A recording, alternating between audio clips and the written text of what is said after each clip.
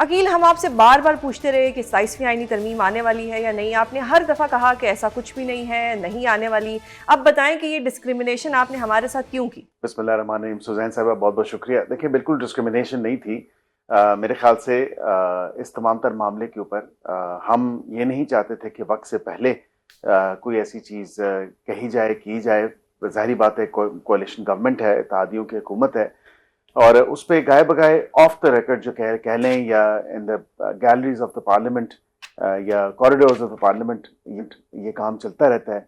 लेकिन बाज़ाब्ता तौर पे इस पर कोई काम शुरू नहीं किया गया, और उस पर जब बाज़ाब्ता तौर पे अब शुरू हुआ है तो आप देख रही हैं कि कंसल्टेशंस भी हो रही हैं, बातचीत भी हो रही है, ब्रॉडर कंसेंसस भी रीच करने की कोशिश की जा रही है। इस तमाम तर हवाले से एक अच्छी जो बात है, इन एसेंस अगर देखें तो पहला जो एक राउंड था, उस राउंड में जो उन्होंने बिलखसूस एक समथिंग ऑब्वियसली जो डिनाई नहीं की जा सकती, जिसमें हमारी फोर्सेस के लिए उनको मजीद जो है वो बेहतर एक यूनिफिकेशन या कोहेजन या कोऑर्डिनेशन के हवाले से जो नेशनल सिक्योरिटी के एम्बेट में चीज़ें आती हैं, हमने उनको बिल्कुल उस पर उन्होंने आमादगी जाहिर की है, और इस तमाम तर मामले से जो है अच्छी खुशाइन बात है। इसके साथ साथ कॉन्स्टिट्यूशनल कोर्ट पे भी उन्होंने आमादगी जाहिर की है।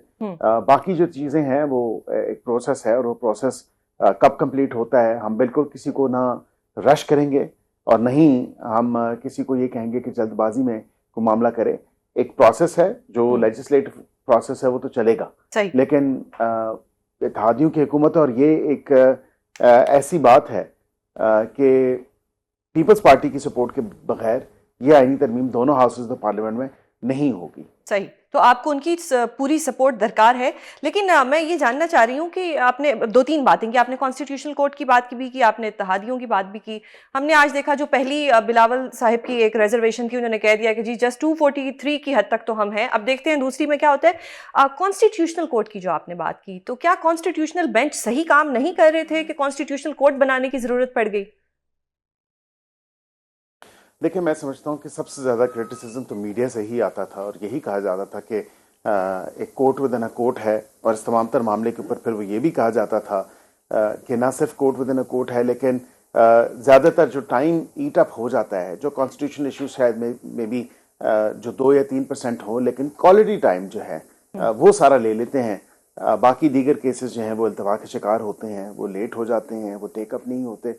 अब देखें ना, जज आसमान से ला के तो नहीं बिठाने, अब उसी अदालत के ही जज हैं जिन्होंने कॉन्स्टिट्यूशनल इश्यूज पे कॉन्स्टिट्यूशनल बेंच में काम करना है, और उसके साथ साथ रेगुलर डॉकेट में भी उन्होंने केसेस टेकअप करने हैं, और रेगुलर बेंचेस में भी बैठना है। तो फिर ये नाइंसाफी थी।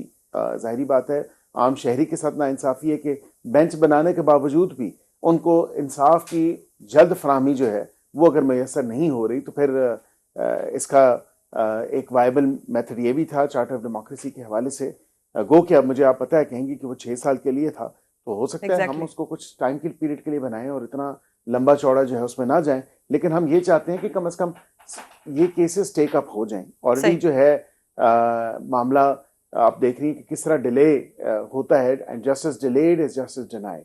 ट्रू। तो आपने जो बात की कि जो जजेस हैं या कोई आसमान से तो नहीं लाए जाएंगे, क्या कोई रिटायर्ड जजेस भी होंगे इसके अंदर? कुछ खास लोगों का नाम भी लिया जा रहा है, क्या वो खास लोग भी होंगे? देखिए, मैं ये आपको ज़रूर बता सकता हूँ कि इसका क्राइटेरिया वही होगा जो जुडिशल कमीशन ऑफ पाकिस्तान के अंदर एक सुप्रीम कोर्ट के जज की एलिवेशन का क्राइटेरिया होता है। सही सही। अकील, एक और चीज़, जो जजेस के ट्रांसफ़र की बात हो रही है, मुझे इस पर थोड़ी सी आपकी गाइडेंस चाहिए, क्योंकि आप भी लॉयर हैं, मैं भी लॉयर हूँ, कि क्या जो जज जिसको ट्रांसफ़र का खौफ नहीं होगा वो अच्छे फैसले देगा, या वो जज जो एक प्रेशर में होगा कि जी अगर मैंने हुकूमत के खिलाफ कोई फैसला दे दिया तो मुझे लेके ट्रांसफर कर दिया जाएगा, वो अच्छे फैसले देगा? तो इन दोनों जजेस में से अच्छे फैसले कौन देगा? मेरे ख्याल से जज वही अच्छा फैसला देगा जिसको फेयरलेस होना चाहिए। जो फेयरलेस होगा वो ये नहीं परवाह करेगा कि उसकी कोई नौकरी है, क्योंकि ये नौकरी नहीं है। माजरत के साथ अगर कोई इसको नौकरी समझ के करता है कि सुप्रीम कोर्ट का जज और हाई कोर्ट का जज, और वो शायद इस चीज़ का खदशा जाहिर करे कि मुझे ट्रांसफ़र कर दिया जाएगा या मेरी नौकरी चली जाएगी या ऐसे तमाम तर मामला, तो फिर तो उसको रोज़े अव्वल से जज होना ही नहीं चाहिए। मैं ये समझता हूँ कि अ जज शुड बी फेयरलेस एंड अ जज should speak through his orders, चाहे वो हुकूमत के कितने ही खिलाफ क्यों ना हो। वो बिल्कुल करें, आइन और कानून के मुताबिक फैसले करें। और आए रोज आप देखती हैं कि हुकूमत के खिलाफ जो हैं वो ऑर्डर्स आ रहे होते हैं। ये तो कोई ऐसी बात नहीं है कि हुकूमत क्या सब अच्छे की रिपोर्ट तो नहीं है। अब ज़ाहिरी बात है कि हमें जो अदालतों में जो है हमारे खिलाफ आते हैं, हमें ministry of law and justice को पार्टी बनाया जाता है थ्रू सेक्रेटरी, तो हम भी जाके फेस करते हैं और हमारे खिलाफ भी फैसले आते हैं। तो हमने तो कभी कंटेस्ट नहीं किया। जाहिर बात है हम एक आइन और कानून के उस पहराए में रहते हुए और उसी मुताबिक जो है मुल्क का निज़ाम चलना है। मुल्क का कानून और आइन ही उसे डायरेक्शन देता है। जो जज, मेरा ये मानना है कि जो जज एलिवेट हो सकता है, जिसको judicial commission of Pakistan elevate कर सकती है, उसको सुप्रीम जुडिशल काउंसिल जो है डिसमिस कर सकती है। तो जाहिर बात है एक आर्गुमेंट ये भी है कि उसको फिर ट्रांसफर करने का भी हक उन्हीं के पास और उसी फोरम पे उसका इख्तियार भी होना। यानी कि ये जो एक इंप्रेशन दिया जा रहा है कि जी इस्लामाबाद हाई कोर्ट के कुछ जजेस, खास जजेस को जो है ट्रांसफर करना है, ये गलत है। ये सिर्फ इसलिए हम ट्रांसफर कर रहे हैं ताकि कुछ फेयरनेस हो चीज़ों के अंदर और वो दूसरी जगह पे जाके बेहतर तरीके से अपनी जो उनकी ड्यूटीज़ हैं वो अंजाम दे सकें। Is that true? देखें, अभी बिल्कुल मैं एग्री करता हूँ आपकी इस बात से। मैं ये समझता हूँ कि अभी जो है ये एग्जीक्यूटिव का काम नहीं होना चाहिए। इवन कि आपने देखा कि जो पिटिशन हुई सीनियरिटी के हवाले से और इवन ट्रांसफर के हवाले से कि वेदर ट्रांसफर परमानेंट है या टेम्परेरी है, ये एग्जीक्यूटिव का काम नहीं होना चाहिए। ये काम होना चाहिए उस अप्रोप्रिएट फोरम का। जो जज लगाती है, जो जज निकालती है, वही ड्रग ट्रांसफर करने की भी मजाज होनी चाहिए। सही, आपने एग्जेक्टिव्स की बात की। अब कुछ इख्तियारात एग्जेक्टिव्स को भी दिए जा रहे हैं, यानी कि एसीडीसी किसी भी बंदे को पकड़ के उसको जेल में बंद कर देगा। तो अगर ये सारे इख्तियारात उनको दे दिए जाएंगे तो फिर अदलिया का क्या किरदार रह जाएगा? फिर अदालतें किस लिए हैं? देखिए, हम उसमें जो इनबिल्ट मैकेनिज्म्स हैं या प्रिवेंटिव मेजर्स हैं वो उनको मलूज़ खातिर रखे हुए हैं।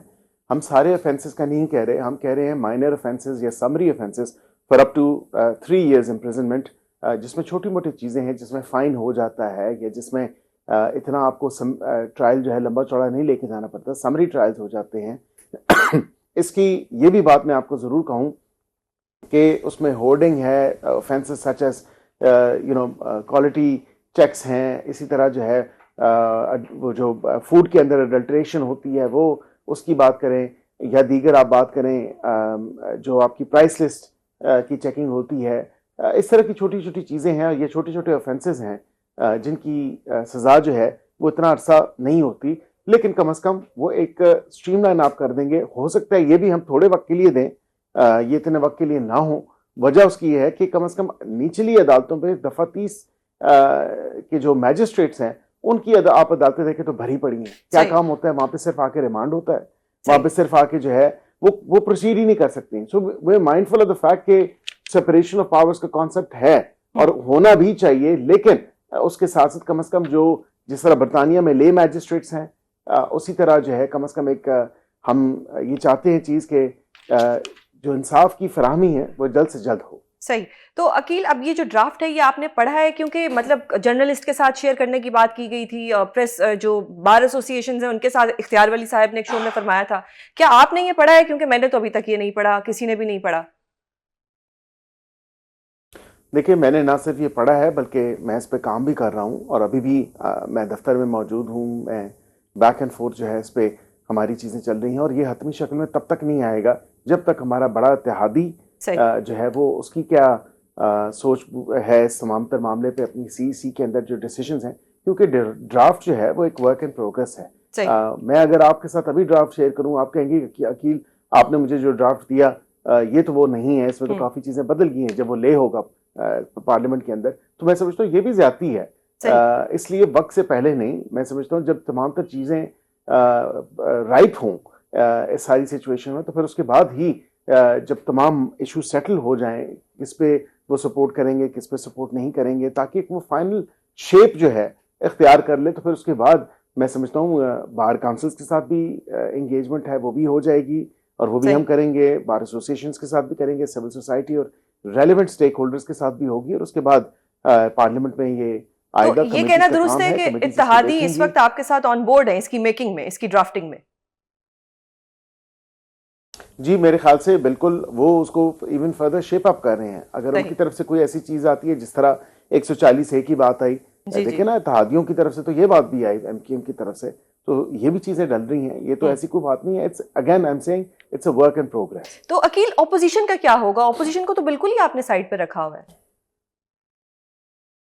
ऑपोजिशन का जो काम है वो या जो करने वाला काम है वो नहीं कर रहे, बस उनको सियासत जो है वो करनी है, और वो भी सिर्फ अपने पॉलिटिकल गेन्स के लिए, अपने पॉलिटिकल जो उनके कह लें नैरेटिव को तकवीत देने के लिए। अब असल तो काम ये है ना कि वो आए, बैठें हुकूमत के साथ और कहें कि जी हमें भी, we also want to be part of this, क्योंकि अभी हमें नेशनल असेंबली में और सेनेट में उनकी जरूरत नहीं है, लेकिन फिर भी हम चाहते हैं कि सबको साथ लेके एक ब्रॉड बेस्ड कंसेंसस डेवलप किया जाए, जिस तरह पिछली दफा किया गया था।